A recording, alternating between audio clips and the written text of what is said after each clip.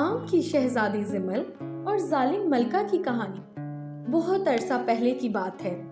ایک خوبصورت سلطنت میں ایک ظالم ملکہ رہتی تھی۔ ملکہ بہت خود غرض اور سخت دل تھی، لیکن اس کا بیٹا شہزادہ فرحان بہت نیک دل اور رحم دل تھا۔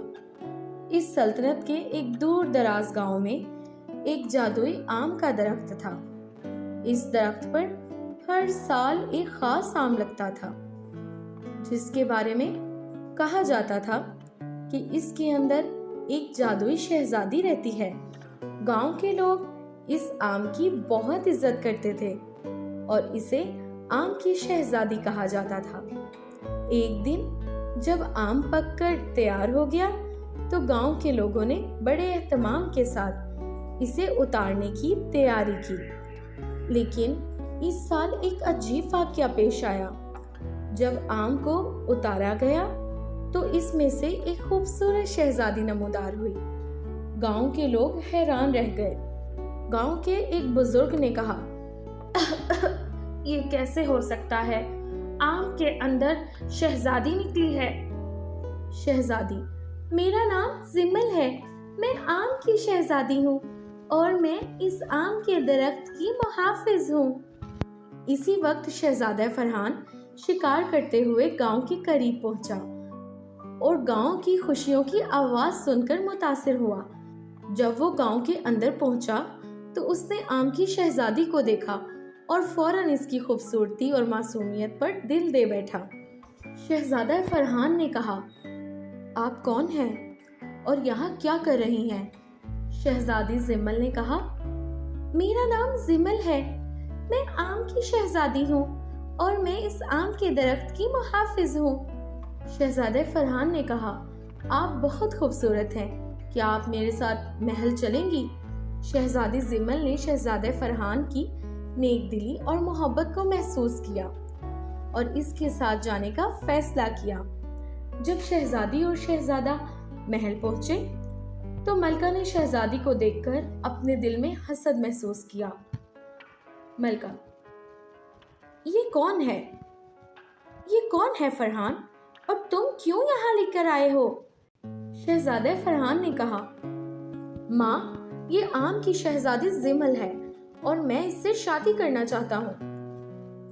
ملکہ نے سوچا، اگر شہزادہ فرحان کی شادی شہزادی سے ہو گئی تو اس کی طاقتیں ملکہ کے لیے خطرہ پیدا کر سکتی ہیں۔ اس نے شہزادی کو ختم کرنے کا منصوبہ بنایا۔ ملکہ نے شہزادی کو ایک زہریلا آم دینے کا فیصلہ کیا۔ ملکہ نے شہزادی سے کہا، شہزادی، میں تمہیں اس سلطنت میں خوش آمدید کہتی ہوں، یہ خاص آم تمہارے لیے ہے۔ شہزادی نے آم لینے سے انکار کر دیا کیونکہ اسے ملکہ کی نیت کا علم ہو چکا تھا۔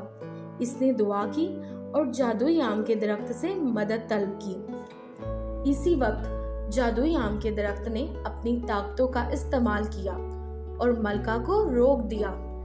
درخت نے ملکہ کو اس کے برے ارادوں کی سزا دی اور اس کو جادوئی طاقتوں سے محروم کر دیا۔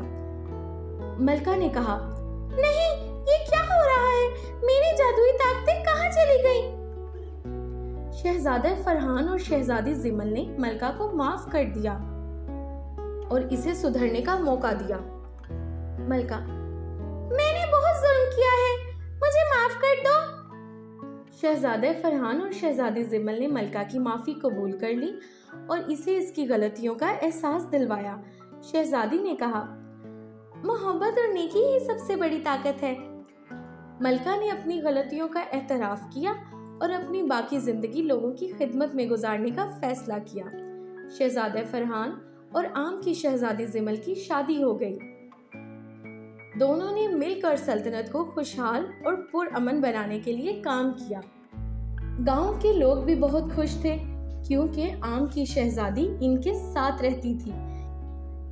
اس کہانی نے سب کو یہ سبق دیا کہ سچی محبت، نیکی اور معافی سے ہر مشکل کو آسان بنایا جا سکتا ہے۔